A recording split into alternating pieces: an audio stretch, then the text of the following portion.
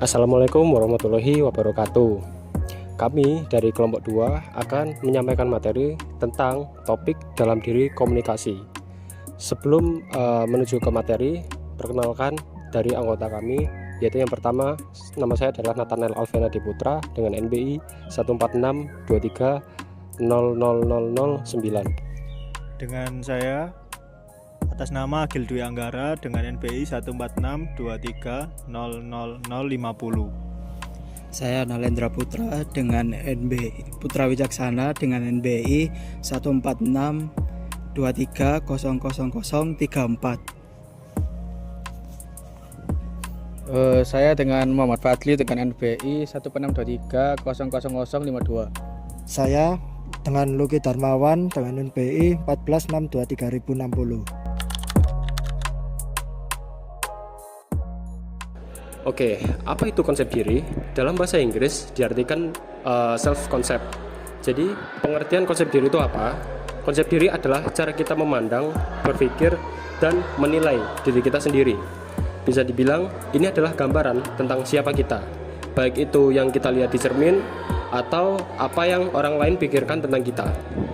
Contoh sederhananya begini, misalnya si A berpikir bahwa si A ini pandai berhitung dan orang yang sabar. Karena si A merasa percaya diri setiap kali ada tugas fisika di sekolahnya, jadi pandangan si A tentang dirinya pandai dan sabar, itulah yang disebut konsep diri. Menurut beberapa ahli, konsep diri ini dibentuk dari apa yang kita pikirkan tentang diri kita dan juga apa orang lain anggap tentang kita. Jadi, ini semacam gabungan dari pendapat diri sendiri dan orang lain. Cara seseorang mengenal dan menilai dirinya akan mempengaruhi bagaimana orang itu bertindak, berpikir, dan berinteraksi dengan orang lain. Contoh sederhananya, jika seseorang memiliki konsep diri positif, misalnya ia merasa mampu dan berharga, maka ia akan lebih percaya diri dan berani mencoba hal baru.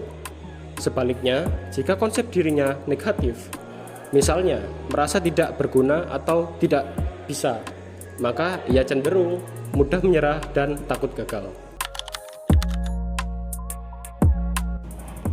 Nah, selanjutnya ada faktor-faktor yang mempengaruhi konsep diri. Jadi yang pertama, konsep diri ini nggak muncul begitu saja waktu kita lahir, tapi berkembang seiring waktu.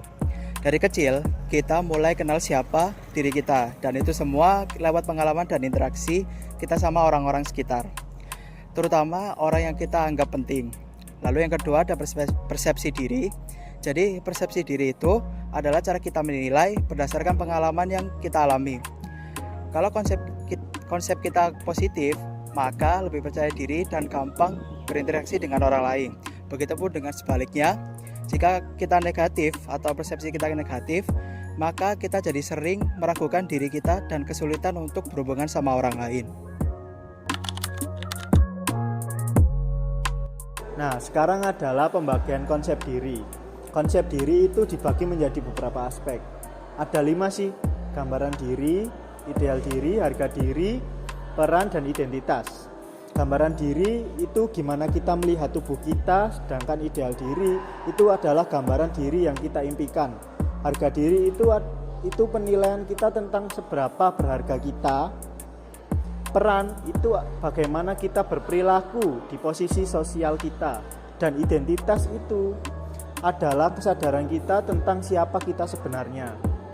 Jadi lebih jelasnya, gambaran diri itu dipengaruhi sama pengalaman dan kondisi fisik kita. Ideal diri itu harapan kita terhadap diri kita, dan kalau harapan kita terlalu tinggi bisa jadi masalah. Harga diri itu penilaian kita tentang diri kita sendiri yang biasanya dipengaruhi oleh penerimaan dari orang lain. Peran itu bagaimana kita berperilaku berdasarkan posisi kita di masyarakat. Misalnya kalau ada perubahan peran seperti kehilangan pekerjaan, bisa jadi kita merasa kehilangan arah. Identitas itu kesadaran kita tentang siapa kita yang terbentuk dari pengalaman hidup dan lingkungan sekitar. Aspek-aspek konsep diri. Aspek-aspek konsep diri ini itu memiliki 4 bagian yang terpenting. Yang pertama ada aspek fisik, yaitu bagaimana kita menilai fisik diri kita sendiri. Dan yang kedua ada aspek sosial. Aspek sosial ini yang lebih ke bagaimana kita melakukan peran di lingkungan masyarakat dan juga bagaimana orang lain melihat kontribusi kita. Dan juga yang ketiga itu ada aspek moral yang meliputi nilai-nilai dan juga prinsip-prinsip dari kita yang memberikan arti dan juga arah bagi kehidupan seseorang. Dan yang keempat ada aspek psikologis ya, yang lebih ke perasaan, pikiran dan juga sikap diri kita sendiri. Jadi intinya konsep diri positif yaitu kita lebih percaya diri dan tidak mudah terpengaruh kritik dan mudah belajar dari kesalahan.